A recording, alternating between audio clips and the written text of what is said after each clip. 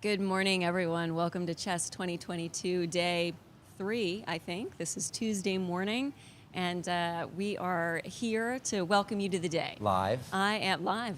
I'm Amy Morris. I am out in Seattle, Washington at the University of Washington, and I chair the Education Committee here at CHEST, and got a few folks with me.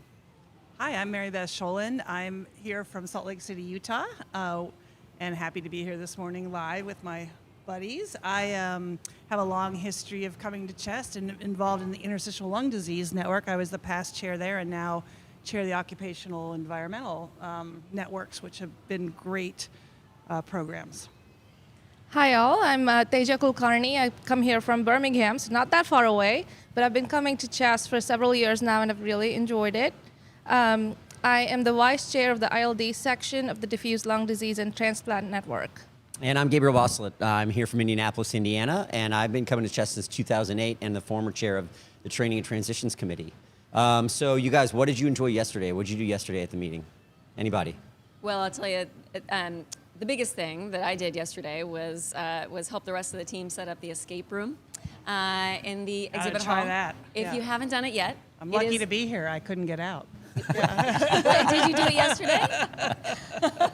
It actually is. It is a very fun experience. We were doing testing and tinkering right up to the wire to make sure that it's a good experience for So everyone. it's in the we exhibit got hall. it live.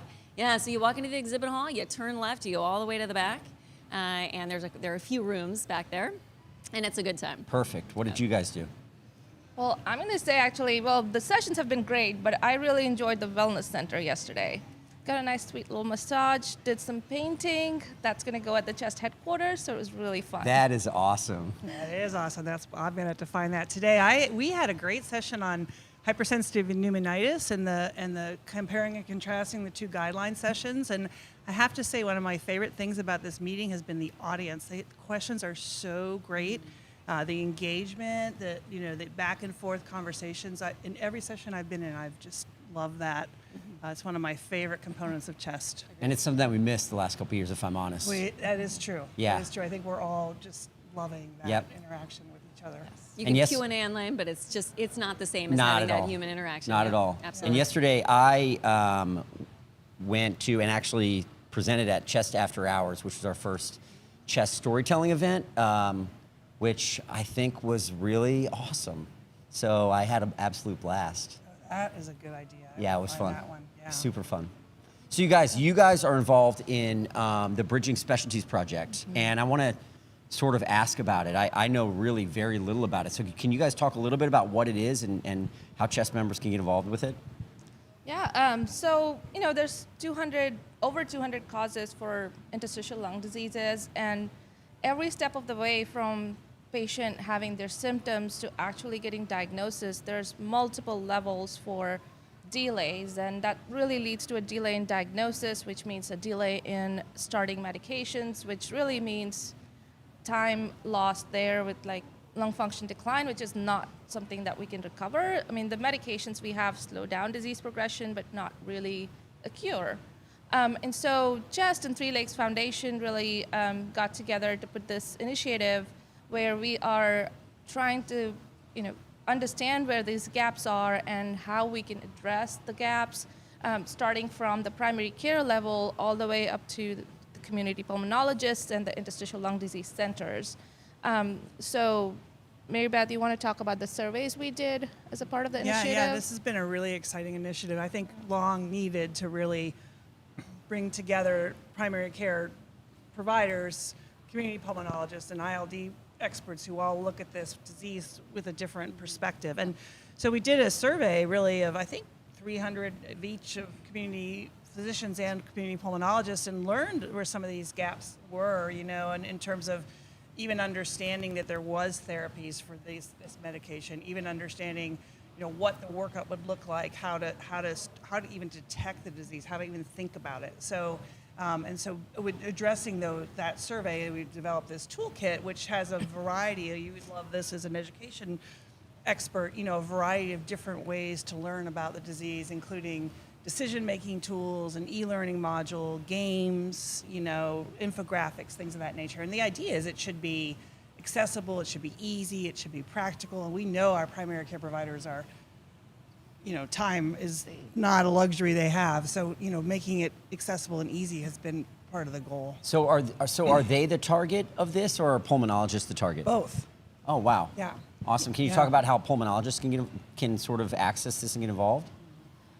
So everybody who's at CHEST actually has access to the games or modules in the toolkits, so they can Tasia, just is go. that what's behind us right now?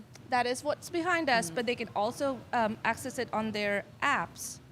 So there's multiple ways that everybody who's at CHEST can access it, and then this will all be available on the CHEST website, where all the pulmonologists can go play these games, look at the various tools we have to learn more about the disease, the diagnostic process, and how to treat these patients.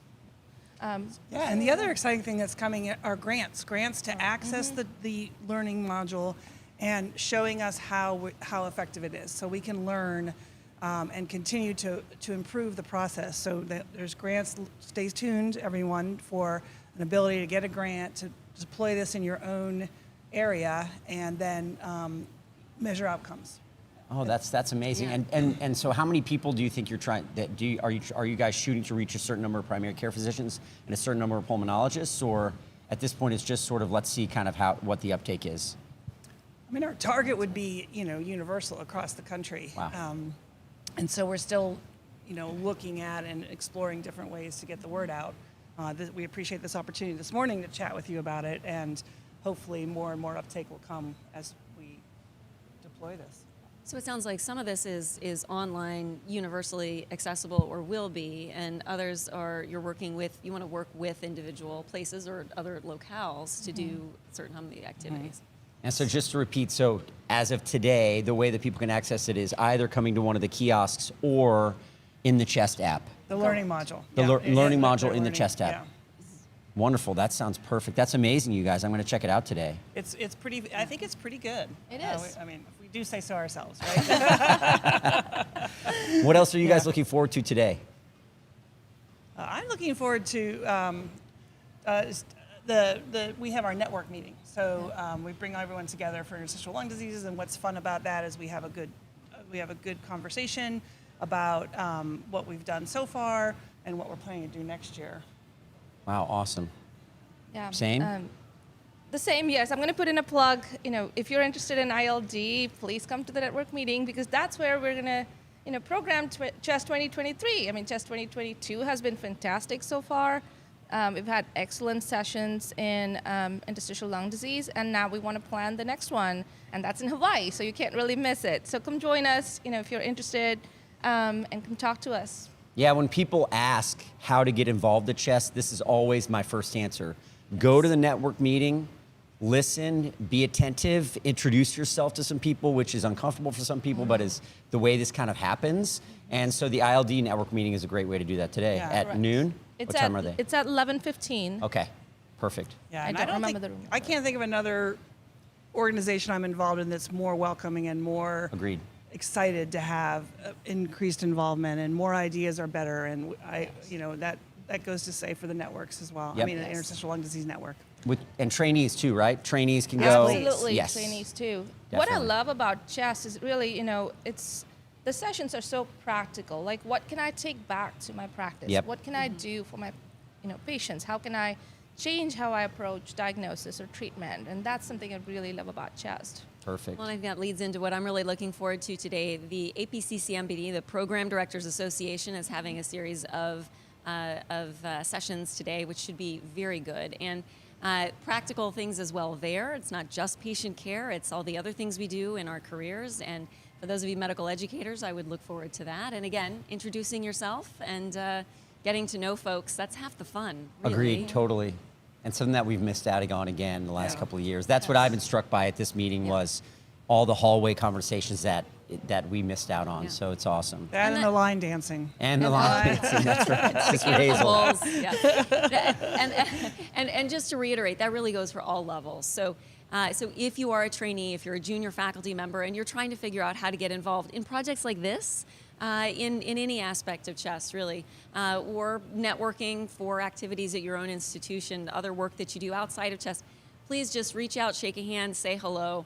Everyone's receptive to that. If they're not, come talk to me. I want to hear about that.